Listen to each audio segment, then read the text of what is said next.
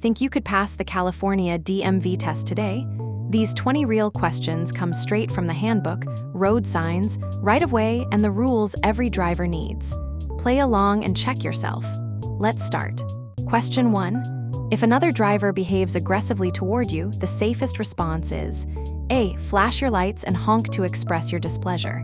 B. Match their aggression so they know you will not back down. C. Block their lane to slow them down. D. Avoid eye contact, create distance, and do not respond.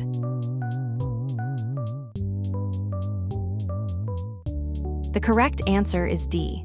Responding to aggression with aggression escalates the danger. The safest approach is to avoid eye contact, give them room to pass, and if followed, drive to a public place and call 911. Question 2. This sign means A. Two separate, unrelated curves are far apart. B. The road curves one way then immediately the other, forming an S-curve. Slow down and stay in your lane through both curves. C. A curve found only on divided highways. D. A single curve to the right only.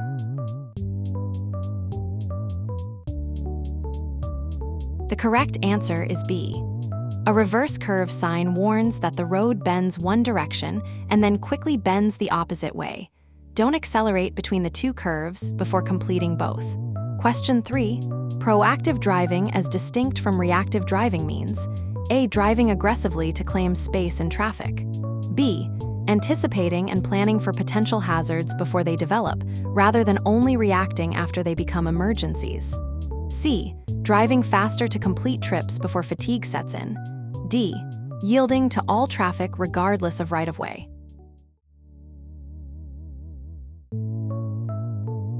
The correct answer is B. Proactive driving. Identify potential hazards early, evaluate options before forced to react.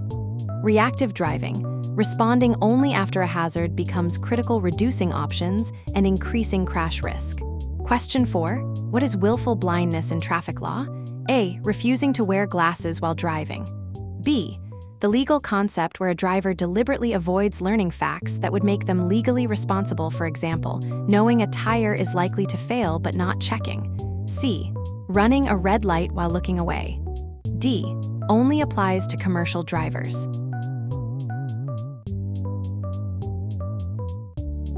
The correct answer is B. Willful blindness is when a driver consciously avoids knowledge that would impose responsibility. Example: knowing your vehicle has a brake problem but deliberately not getting it checked so you can claim ignorance. Courts can assign liability as if the driver had actual knowledge. Question 5. When you see a train approaching a railroad crossing, you must stop at least A. 15 feet from the nearest rail. B. 5 feet from the crossing gate. C. 10 feet from the crossing sign. D. 25 feet from the nearest rail.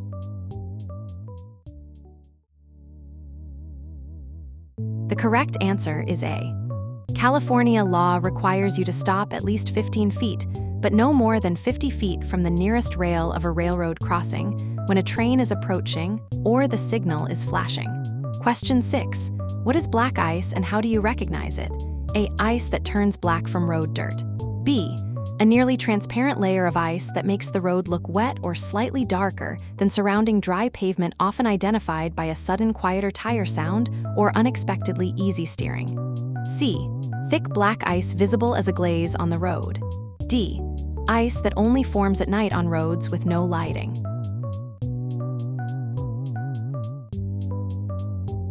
The correct answer is B. Black ice is nearly transparent, taking the color of the road beneath it. Recognition clues. Road appears wet when temperatures are near freezing. Tire sound becomes unusually quiet, smooth ice vs. textured pavement, or steering feels unusually light. Question 7. A blue sign on a highway typically contains A. Regulatory information like speed limits. B. Services information, motorist services, rest areas and facilities, gas, food, lodging, phone, hospital. C. Mandatory directional information. D. Warning signs for curves and hills.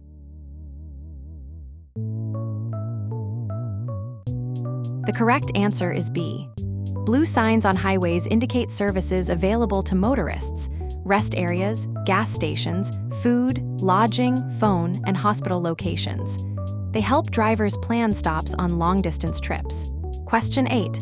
How long before a lane change should you signal? A. At the same moment you begin the lane change. B.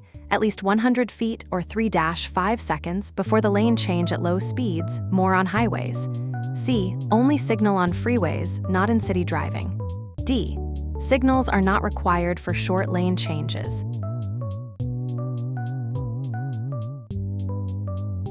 The correct answer is B. Signal your intention at least 100 feet before a lane change, more on highways, typically 3-5 seconds of warning. This gives surrounding drivers time to react and creates a safer maneuver. Question 9. When should you use your vehicle's horn? A. To greet friends. B. To express frustration. C. To alert others of danger. D. When passing another vehicle.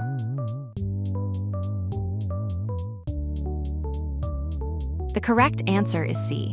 Use your horn only to warn others of potential danger or to avoid an accident. Question 10. The minimum recommended following distance at highway speeds 65 plus mph is A. 6 feet, B. 2 seconds, C.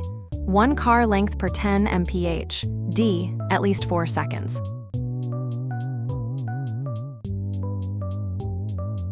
The correct answer is D. At highway speeds, the standard 3-second following distance is the minimum. Many safety experts recommend 4 or more seconds at 65 plus mph because stopping distances are much greater at higher speeds. Question 11. A red traffic signal with a green arrow means A. Stop completely, B. Yield then proceed, C. Proceed only in the direction of the arrow, D. Stop and wait until the arrow disappears.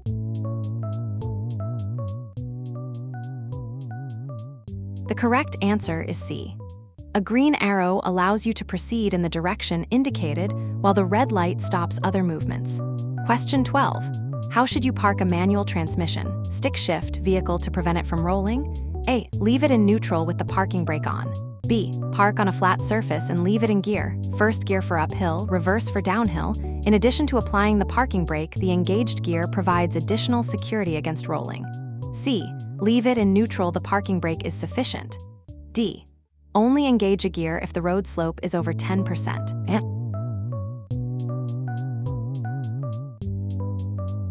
The correct answer is B. Manual transmission vehicles should be left in gear when parked.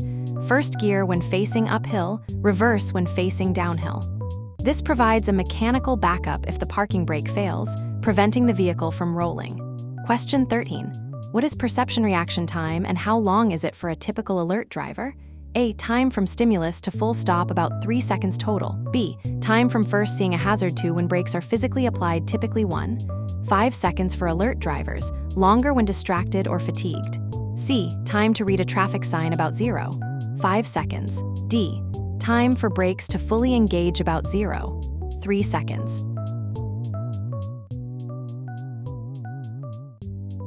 The correct answer is B. Perception reaction time, 3/4 second perception, seeing and recognizing hazard, plus 3/4 second reaction, moving foot to brake, equals ~1.5 seconds for alert drivers. At 60 mph, this is 132 feet before brakes are applied. Question 14. When driving near a school bus that is picking up or dropping off children on a divided highway with a median, traffic in the opposite direction must A. Stop. The divided median does not exempt oncoming traffic. B. Slow to 15 mph and proceed carefully. C. Not stop. A divided highway median physically separates the opposing traffic, so only same direction traffic must stop in most states. D. Stop unless traveling faster than 35 mph.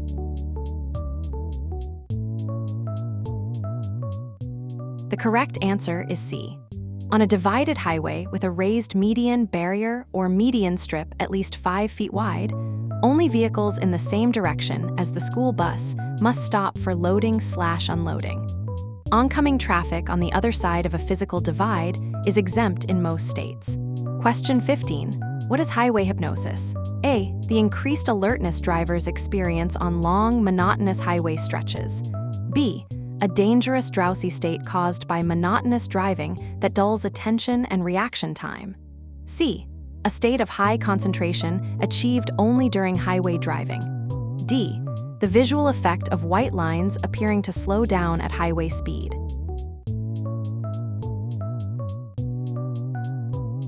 The correct answer is B. Highway hypnosis is a trance-like state caused by the monotony of long highway drives. Warning signs include drifting between lanes, missing exits, and not remembering the last several miles. Take breaks every 2 hours. Question 16. When parking on a downhill slope with a curb, which direction should you turn your wheels? A. Toward the curb, right into the curb.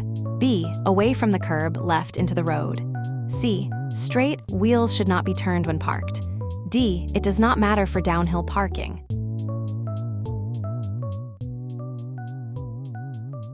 The correct answer is A.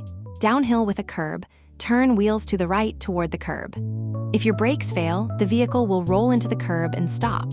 Without a curb, turn wheels to the right into the road edge/shoulder. Question 17. The minimum required liability insurance for bodily injury per person is A. $30,000, B. $15,000, C. $10,000, D. $50,000.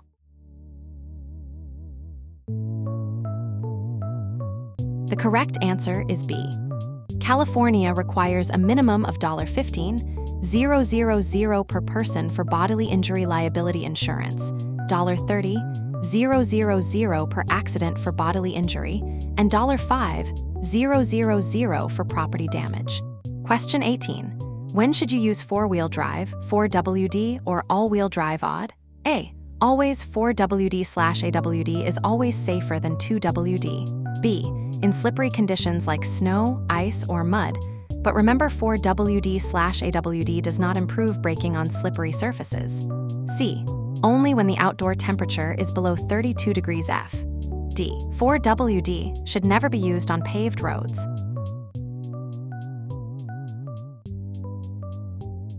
The correct answer is B. 4WD and AWD improve traction during acceleration in slippery conditions. They do not reduce stopping distance on ice or snow. Your brakes and tires determine stopping, not 4WD. Drivers often overestimate 4WD's ability to stop on slippery roads. Question 19. When parallel parked facing traffic on a two-way street, what should you do before opening your door?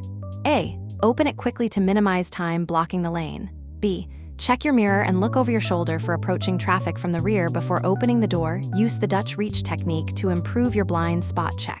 C. Only check if you see moving traffic. D. Honk once to warn approaching cyclists.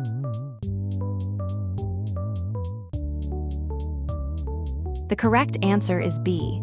Before opening a car door into traffic, check your driver's side mirror and look over your shoulder for approaching cyclists, motorcyclists, and vehicles. The Dutch reach, using your far hand, forces a shoulder check naturally. Question 20. What is the safest approach to a green light at a busy intersection? A. Maintain full speed, you have the right-of-way. B. Cover the brake and scan for cross-traffic. Green gives you the legal right to proceed, not a guarantee that the intersection is clear. C. Accelerate to clear the intersection faster. D. Only check your mirrors before entering.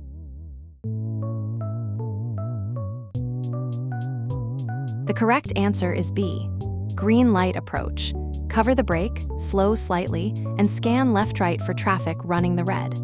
Cross-traffic violations are a leading cause of intersection crashes, even when one driver legally had green. Nice work making it to the end. For the full California practice experience, every sign, every rule, completely free, head to dmvprep.org/app or search DMV Prep on the App Store. Your first try pass starts there.